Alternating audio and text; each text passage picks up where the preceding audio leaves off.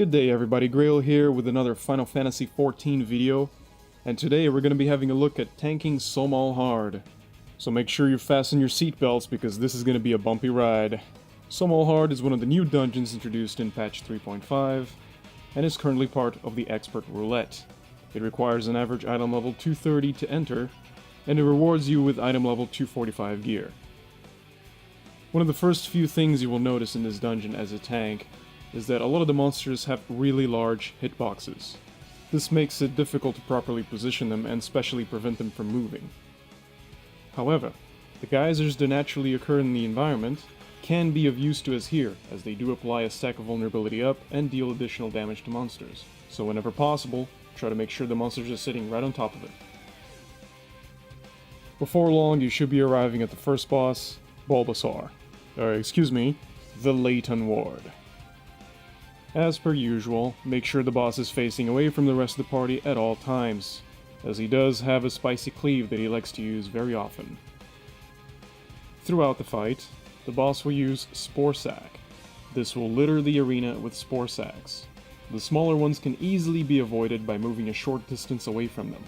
The bigger ones will deal damage based on proximity, so make sure you move directly away from the bigger Spore Sack while paying close attention to smaller Spore Sacks around you.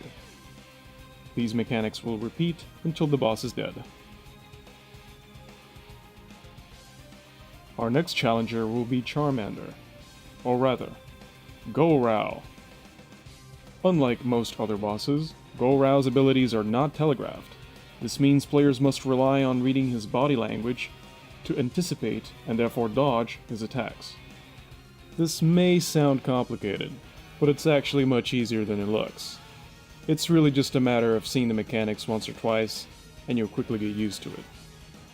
Generally speaking, if he turns around to face you, or looks like he's winding up an attack, simply move away from him. One final thing worth mentioning is that once the boss begins glowing, and he decides to lift his tail, make sure to move directly away from him, because that is signaling an upcoming 360-degree swipe.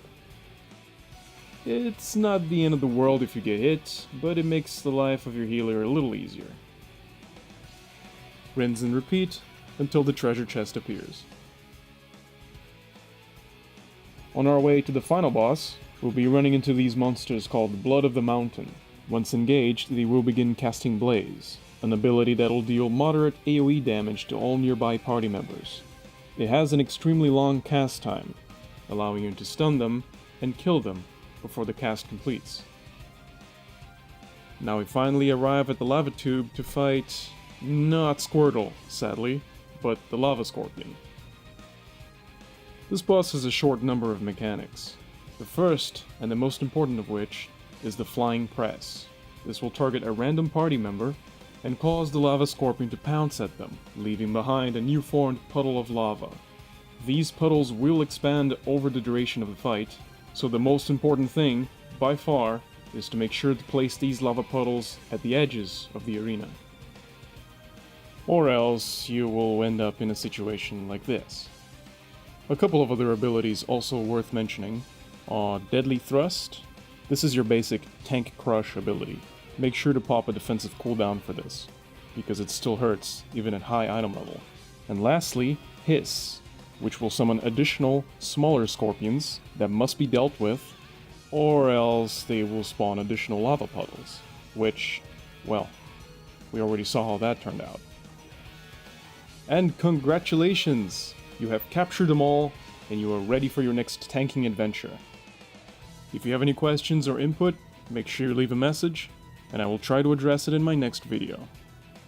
This has been Graehl, and thank you for watching.